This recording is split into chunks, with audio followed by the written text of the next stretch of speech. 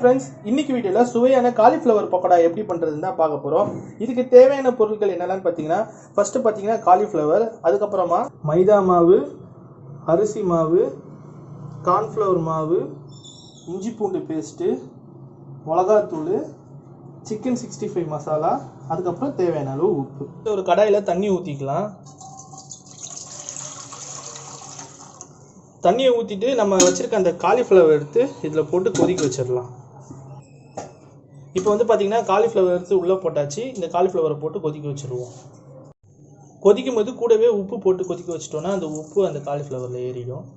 சரி, இப்போ காலிஃப்ளவர் வந்து வெந்துட்டு இருக்கட்டும். அந்த கேப்பில் நம்ம மசாலாலாம் ஆட் பண்ணிடலாம்.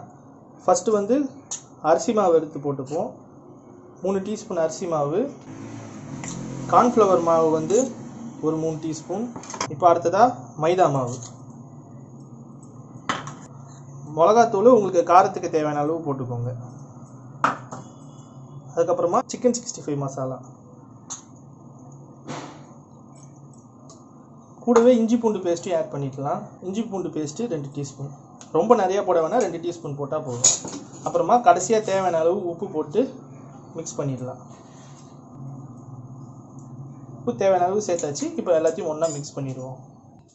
சரி, லேசாக தண்ணி ஊற்றி மிக்ஸ் பண்ணால் போதும், ரொம்ப கொலான்னு இருக்க தேவையில்லை.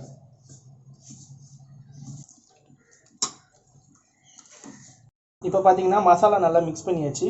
இப்போ பார்த்தீங்கன்னா இங்கே காலிஃப்ளவர் வெந்து முடிஞ்சிருச்சு. இப்போ இதை எடுத்து வடிகட்டிட்டு இந்த மசாலாவோட ஆட் பண்ணிடலாம். இப்போ வேக வச்சதை ஒரு பாத்திரத்தை எடுத்து போட்டுடலாம்.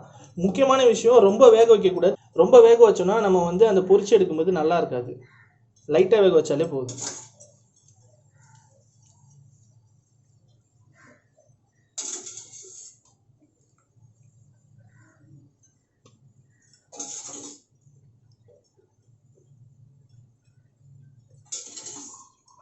சரி, இப்போ இந்த அவிச்சு வச்சிருக்க காலிஃப்ளவர் எடுத்து மசாலாவோட மிக்ஸ் பண்ணிடலாம்.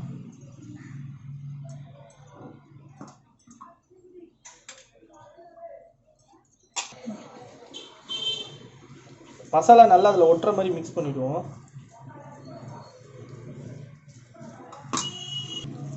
இப்போ பார்த்தீங்கன்னா காலிஃப்ளவரோட மசாலா நல்லா மிக்ஸ் ஆகிடுச்சு. இது வந்து ஒரு 1/4 மணி நேரம் நம்ம நல்லா ஊற வச்சிடலாம். அப்போ தான் வந்து அந்த மசாலா வந்து அதுக்குள்ளே நல்லா இறங்கும் காலிஃப்ளவருக்குள்ளே. அதுக்கப்புறம் நம்ம வறுத்து எடுக்கலாம். இப்போ பார்த்தீங்கன்னா எண்ணெய் நல்லா சூடிடுச்சு. நம்ம 15 நிமிஷமாக நல்லா ஊற வச்சுருந்த காலிஃப்ளவர் எடுத்து அதில் போட்டுடலாம்.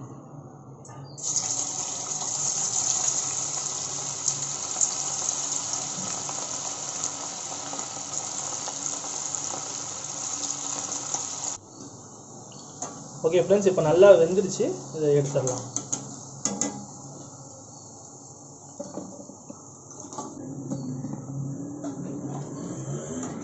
ஓகே ஃப்ரெண்ட்ஸ், இப்போ பார்த்தீங்கன்னா மொறுன்னு சுவையான காலிஃப்ளவர் பக்கோடா தயாராகிடுச்சு.